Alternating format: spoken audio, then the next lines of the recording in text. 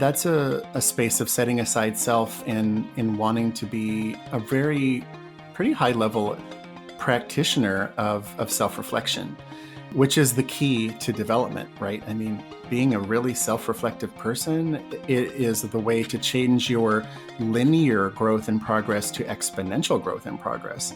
So I just embrace that. I think, having that curiosity and being courageous enough to bring it forward. Hi, everyone. Welcome to the Create Magic at Work podcast. This is part 2 of season 5, where I have a really deep and meaningful conversation with Aaron Tabacco. He has generously offered his time to come back and share with all of us his perspectives on feedback. Part 2 of this episode, we really dive into feedback in regards to what it looks like surrounding our Gen Z colleagues and how we can approach that from a high level leadership perspective. So please tune in. It is 2 years that the Create Magic at Work podcast has been running. And I want to thank everyone for tuning in and listening. We're top 5% globally. We have an international community.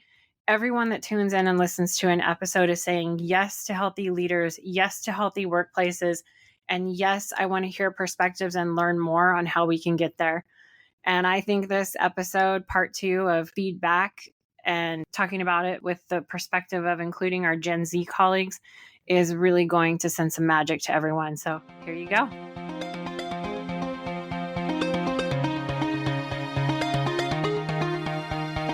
Hey everyone, it's Amy Lynn Durham, and you're listening to Create Magic at Work. Create Magic at Work is on a mission to equip senior leaders with tools they need to be a true quantum leader and actually understand what that means. Improve employee engagement, retain top talent, and transform your workplace culture to have less drama and stress. So let's start making magic. Thinking about, a very common place that you receive feedback as a nurse is in handoffs in the hospital from one shift to another. And so I noticed very, very early on as a young nurse that in acute care, I would go in, you'd meet outside the patient room, the off-going shift nurse would give you a rundown of the evening, the care, the needs, et cetera. You may or may not have ever worked with the patient before, so who knows? But it was very, very interesting to me how I would watch nurses and other students, et cetera, receive report without any question. So you'd hear the nurse say, well, good luck today. I mean, this person's just a terrible patient and they're in a bad mood and throwing things and blah, blah, blah. And, or uncooperative or et cetera. And it was just a really hard night. And so what you would see is from the transactional perspective of this exchange, the oncoming nurse or nursing pair, student, et cetera, immediately receive that story, and that's apparently the truth of the moment. And so it's kind of like this micro feedback situation. Instead of maybe stepping into higher self, receiving that, extending compassion to the nurse who just had a really difficult experience for some reason, and opening curiosity about the behaviors. Like stepping into the room to meet this person and create your own relationship with something of an informed blank slate. Something happened that was really rough for that individual or family, et cetera. And rather than just respond as though it's the only truth, are there other dimensions for me to explore? Like what is happening for that person from a compassion perspective that might illuminate me and help me be more present and actually help me uncover what is the underlying need. And so were experiences like that really started helping me think about and view these interactions of feedback and information exchange from more open lenses. Mm-hmm. Yeah. Thanks for expanding on that. I think we touched on this a little bit, but I want to go back to it and dive into it a little bit more. We were talking about how the receiver of feedback can stay present and stay curious themselves instead of switching into a defensive mode, especially of someone delivering the feedback may not be fully coming from that space, from a curiosity perspective, or from a we're learning together, this is going to be transformational perspective. Right. What are your thoughts on, because skill 16 came up for me when I was thinking about this in SQ, and skill 16 is seeking guidance from others, from experts, from your higher self, your inner wisdom, or maybe from a higher power, or seeking guidance from others. One of the questions in the SQ21 is, I internally question the guidance I receive from others to determine the right behavior or course of action to take. And you can rank yourself on, do I internally question the guidance I receive from others? And does that help me determine the right behavior or course of action to take? And I bring this up because we're still learning. We're still in this learning mode of how to give feedback properly. So if I'm on the receiving end, what are some ways that I can check in and seek guidance internally if that feels right? Well, I think the curiosity piece, right, that you're highlighting, that is actually the skill. It's asking oneself the question, like, okay, so I'm receiving this. Let me pause. And let me look at this maybe holistically. So one, what in the feedback I am receiving is story or judgment? What is factual? What am I hearing versus what am I not hearing? Am I actually seeing and hearing everything being communicated to me? What's happening internally? How might that be questioning, coloring what I'm hearing? Especially if I'm feeling my heart rate go up and my blood pressure go up and I'm panicking, etc. How can I calm down and center so I can be more fully present? What might be happening for the other person as well? Like if the feedback is coming to me in a way that feels emotionally charged from their perspective, is it possible for me to hold a space or create a space of compassion and curiosity between us, even if they're not able to do that in this moment? That takes a really high level of self sort of awareness and maybe even self-mastery. But I think that we can get there. It does begin with self-generosity and a willingness to realize that I might get this wrong. But let me try anyway. Let me try to be curious. Let me try to set aside what's happening. Just like you said earlier, for the leader to say, it's not about me. Sometimes as a recipient, we need to recognize, oh, something here is about me because we're having this conversation, but it might not be the delivery part, right? It might be something else is going on. Or I might just be a convenient person in a crosshairs at a moment. I don't really know. There's a lot of things happening here. But if we too, as recipients of feedback, can remind ourselves that all behavior is communication, including how the feedback is being given to us. And if it's communication that we're not quite understanding, then what it behooves us to do is to be curious about that. To say, to be able to step into the moment and say, well, thanks for opening up a conversation with me about this. It seems that there's a lot going on here. It seems that there's a specific thing going on, and I may or may not be clear about it. So if I may, I'd like to ask some questions. But it also seems like this is bringing up something for you, and it's also bringing up something for me. So maybe we can talk about both of those things and start a journey to parse them out a little bit. That's a very mature perspective to take when we're on the receiving end. And it might sound really pie in the sky and really difficult, but it really does come from that practice of self-awareness, right? This Auntie Pema type work of, deep internal journeys, books of hers like The Places That Scare You. I mean, gosh, what a book title. But, these are those moments, right? These are the moments where we can actually make a choice to show up and choose to be fully present. Not only tell the truth without blame or judgment, but receive the truth without blame or judgment, even if it's being presented to us that way.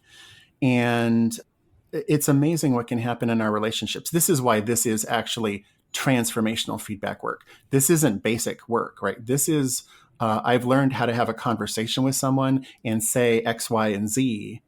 But now I'm really focusing on the human to human aspect, paying attention to heart and meaning, right? Really getting to how can I be present for someone in that space? That's spiritual intelligence. Yeah. And, as is telling the truth without blame or judgment, or receiving it without blame or judgment, and being open to outcome and not attached to it, not knowing where this conversation will lead.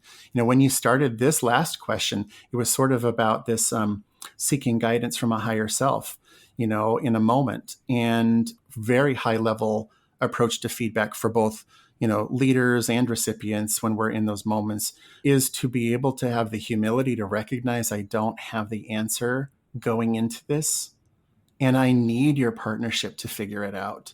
For a leader to look and say, I have to say, I'm going to give you some feedback and I want to be here to support you, but I don't know where we might go today with it. I'm not sure what the needs are. And I'm not even sure if I have the answers to some of the questions you may ask.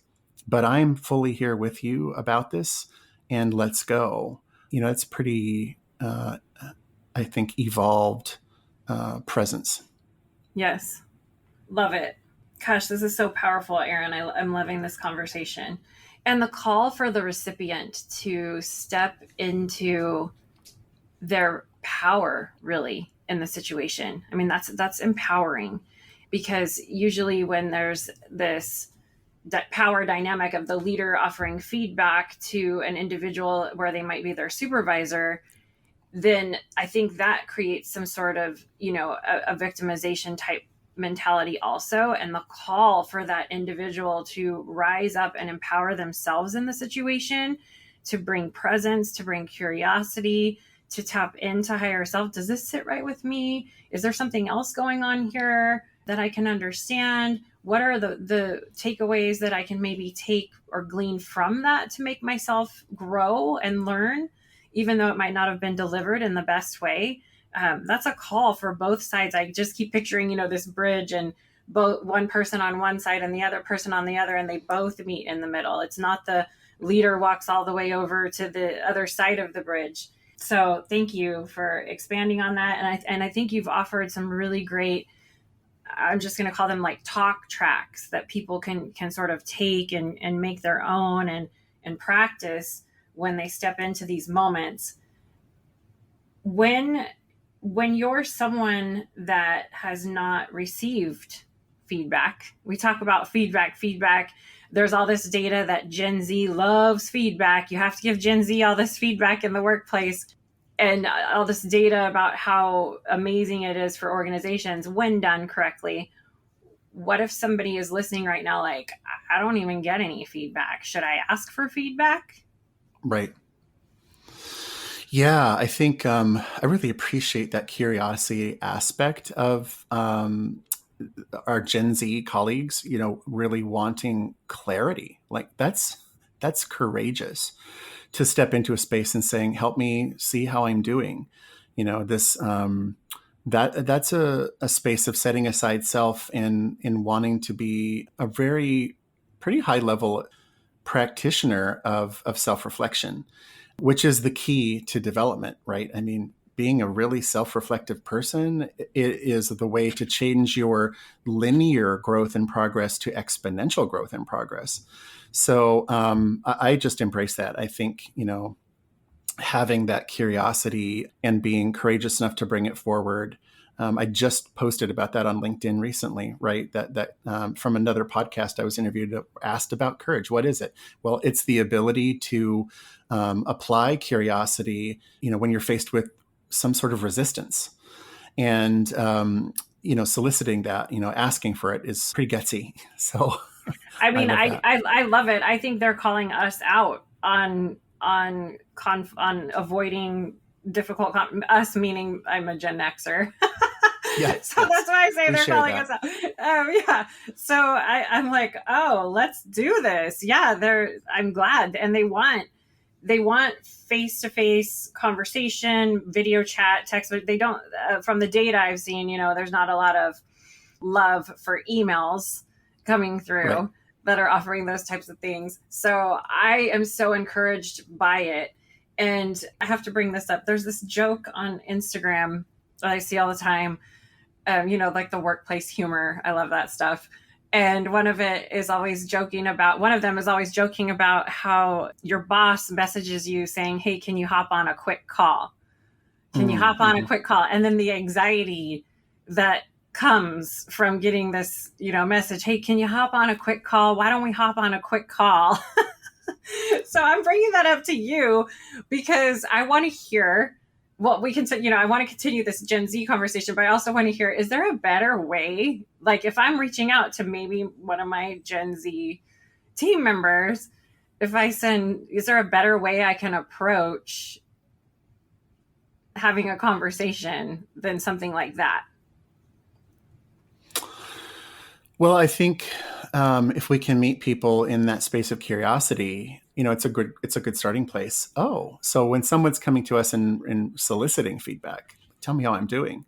I mean, my thought as a leader is always, I'd love to have this conversation with you. What brings you to ask? Tell me, what's going on for you. What are you thinking about? What's coming up for you? Or do you have some concerns, et cetera? Like what's the context of the conversation? Help me understand what your need is. And then kind of get into some deeper spaces with people. It's like, well, I've been doing this, but I'm not really getting any feedback, or I don't feel like I've been told what I'm doing. And obviously I want to do well here. So tell me, is everything going okay? We have been now in a multi-generation situation where communication about our work is by exception. It's been limited historically to when something's not working. And sadly, it's also been delayed because of the things we're talking about. A leader feels overwhelmed, they feel afraid, they're anxious, they don't want to give it. Then it's when it's incomplete or it's ambiguous. So if the only context for how am I doing with a person, regardless of their generation, who's more relational than transactional, then I need to think about feedback as an ongoing conversation about the work, Mm. and really take opportunities to point out just as equally when the work is going well. This is different than this, everybody participation trophy thing that is so inflammatory, these discussions about that generational aspect of communication in society. I don't even want to go into that. Mm-hmm. But to sit down with somebody regularly, connect as another human being, especially as a supervisor, and say, let's talk about the work and how it's going for you. Those two things you've parsed out right away. You're going to focus on their learning about the work they're doing, the skills they're applying, their knowledge, et cetera, what's working, what needs work for them, and also separating out who they are as a person, their journey with the work, wherein just by doing that, you start to parse out, like these feelings of judgment and set those things aside. But to really set that out proactively, talk with people, get engaged with what's working for them, in their work and how it's going, and then open up spaces for what needs work, what's not feeling as easy, what's feeling uncomfortable, where are you conflicted, or where do you feel like you're spending a lot of unnecessary time, because maybe there's a knowledge gap or a skills gap, et cetera. And it's approaching that from a different perspective, right? It's really approaching that from a human-centered perspective rather than a transaction. And I think that's the key here, right? Is I think that what you pointed out in using our Gen Z colleagues as an example is the need to be relational. And many of us from different generations, a little bit farther ahead, we were socialized into a workplace that was transactional. And so we're being called to higher self as well. And I just don't see that there's anything but benefit to come from that. I totally agree. Yeah, totally agree. I love it. Yeah, thank you. Well, Aaron, thank you for showing up for all of the Create Magic It listeners today and really offering your insights. Aaron, what would your offer invitation be to everyone listening based off this topic? Well, I think anyone who's clicked on this because they're interested in the topic is probably my kind of people. Mm-hmm. So the invitations I would offer, of course, one, engage more deeply with your work, Amy, because I feel like the spiritual intelligence model is really, really transformative. That is a part of being able to be in a transformative relationship with someone else. To engage in transformational feedback is to begin a journey of self-transformation. So I think that's really positive. I take a very Adam Grant approach to the world. And so if people listening in are interested in connecting with me, right now I tend to do that pretty exclusively on LinkedIn, but I have a website coming as well. It's currently in development, so people can maybe more outside of the public purview of LinkedIn, reach out to me more directly. And then this has just been a topic that has come up so many times across my career that I'm very close to launching a course literally called Transformational Feedback. It will be online. It will be a static course, so people can do the learning at their own pace, et cetera. It won't be a live course, but I'm really going to take this and approach it the same way I would approach an undergraduate course in nursing communications, and really be substantive and point out like the concepts that are needed, the questions people can be asking in terms of a self-reflective practice model, the kinds of what the skills really are, breaking those down for people and giving you ways to practice so that it does feel like you're moving yourself forward. I just see such a need for this. I mean, for me, this is quantum leadership. Mm-hmm. Right. So that developmental aspect of spiritual intelligence you talk about, the quantum leader, how can you take this skill set that you may have or this viewpoint of compassion and wisdom and try to multiply that out further? So for me, this is one of my altruistic efforts, is to try and bring that forward for folks. So I would say those will be some of the pieces that I'm offering for folks who want to go farther. And thank you for creating that. Thank you for offering that. I can't wait to go through the course myself. So once that is live, we'll put that in the show notes so everyone can go back and click on that, and we'll update that because, the Create Magic at Work episodes, people tend to go back and listen to them. Yeah. It's not just, these are sacred conversations, and we'll have that there. So thank you.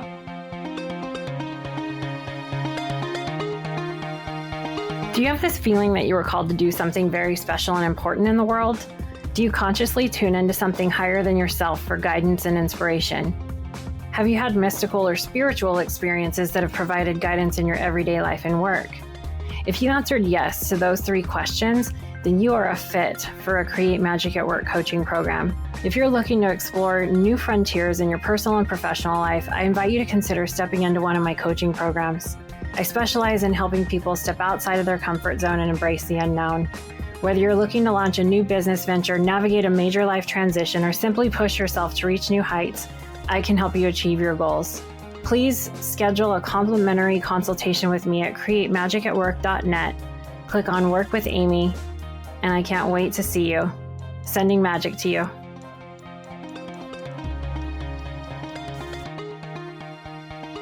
I want to thank each and every one of you for coming back every week to listen to a new episode of Create Magic at Work and really helping to support and advocate for healthy leaders, workplaces, and lives for all of us. If you want any information on how to connect with me, click on the link in the show notes. You'll get access to all of the social media links for Create Magic at Work. Stay following along for more amazing episodes where we help you improve productivity and profitability in the workplace and decrease stress. Sending magic to everyone, and see you next time.